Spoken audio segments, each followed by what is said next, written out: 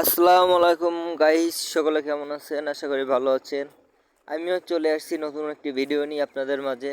দেখেন গাইস, সাগরে যে সকল ট্রলার আপনার সাগরে মাছ ধরতে যায়, ওরা দীর্ঘ 2-3 দিন, 1 সপ্তাহ, 15 দিনও থাকে। এরা ট্রলারে বৈশা বৈশা এরা মাছ ধরে। মাছ ধরার পরে এখন এই দেখেন গাইস, কি পরিমাণে মাছ ধরে নিয়ে আসছে। মাছ ধরে নিয়ে এসে এখন এরা বাজারে নিয়ে যাবে। বাজারে নিয়ে গিয়ে এই মাছ বিক্রি করবে। দেখেন ট্রলার বইরে গেছে, মানে পানিতে বইরে যাচ্ছে, এরকমের অবস্থা। দীর্ঘদিন পর এরা মাছ নিয়ে তারপরে বাজারে যায়। কালকে সকালবেলা হয়তো বাজারে উঠাবে এই মাছগুলা। দেখেন ওই ট্রলারের ভিতরে আবার ছোট একটি ডিঙ্গি নৌকা আছে। এই নৌকায় কইরা এরা ওই সময় জাল ফেলে, নদী সাগরে জাল ফেলে।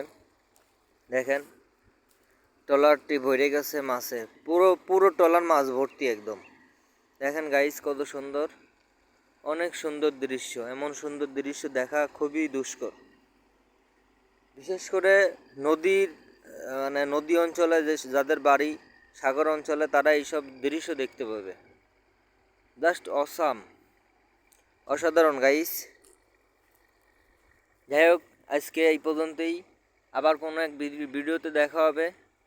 দেখেন বরিশালের পথ, আসলে বরিশাল শহরটা, বরিশাল বিভাগটা আসলে খুবই, মানে আমার কাছে খুবই ভালো লাগে। অনেক সুন্দর একটি দৃশ্য। আসলে নদীর পাড়ে আসলেই মনটা ঠান্ডা হয়ে যায়। বরিশালে নাম শুনলেই বরিশাল নামটাই লাগে, নদী বিল খাল, ঠিক আছে, এগুলোই নিয়ে বরিশাল। যাই হোক গাইস, সকলে ভালো থাকবেন। আল্লাহ হাফেজ।